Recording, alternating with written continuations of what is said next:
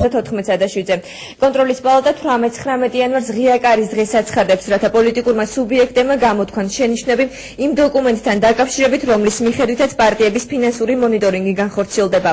გარდა ამისა, კონტროლის პალატამ მორიგი ღია წერილი უკვე გაუგზავნა ერთ-ერთ არასამთავრობო ორგანიზაციას, რადგან გაჩნდა გონივრული ეჭვი ამ ორგანიზაციის პოლიტიკურ ინტერესებთან დაკავშირებით. ორგანიზაცია სახელწოდებით ჩვენი ხმა გიგი უგულავას ვალდებულია 3 დღის ვადაში წარმოადგინოს დოკუმენტები მისი ფინანსური ანგარიშების შესახებ. გარდა ამისა, კონტროლის პალატა ელოდება დამატებითი ინფორმაციის მიღებას იმ პოლიტიკური ორგანიზაციებისგან, რომლებმაც ვერ მიიღეს მონიტორინგის სამსახურის გაფრთხილება. შევახსენებთ, კონტროლის პალატამ 117 სუბიექტს მოუწოდა წარმოედგინათ მათი ფინანსური საქმიანობის დეტალური ანგარიში, თუმცა 125 მათგანმა ეს წერილი სხვადასხვა მიზეზის გამო ვერ მიიღო.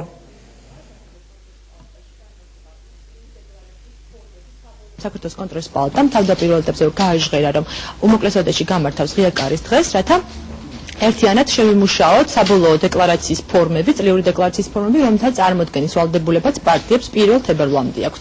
ჩვენ უკვე ჩვენი ბოლო ვარიანტი გამზადებული გვაქვს და გსურს, რომ საბოლოო პოზიციები შევაჯეროთ ყველა დაინტერესებულ პარტიასთან და მათ წარმომადგენლებთან. ამ მიზნისათვის ჩვენ 18-ში და 19 იანვარს ვაცხადებთ ღია კარის დღეს, სადაც ფინანსური მენეჯერები პარტიების პასუხისმგებელი პირები შეუძლიათ წარმოადგენენ თავისი შესაბამისი წარმომადგენელი და მიიღონ მონაწილეობა ამ პროცესში. მოქალაქეთა პოლიტიკური გაერთიანების შესახებ საქართველოს კანონიდან გამომდინარე, ყველა პოლიტიკური გაერთიანება, მათ შორის ის ადამიანები, ფიზიკური პირები, იურიდიული პირები, რომელთაც აქვთ გაცხადებული პოლიტიკური მიზნები, ან სხვაგვარად იმყოფებიან ამა თუ იმ პოლიტიკური პარტიის კონტროლის ქვეშ, ვალდებულები არიან, რომ შესაბამისი ინფორმაცია წარუდგნენ საქართველოს კონტროლის პალატას.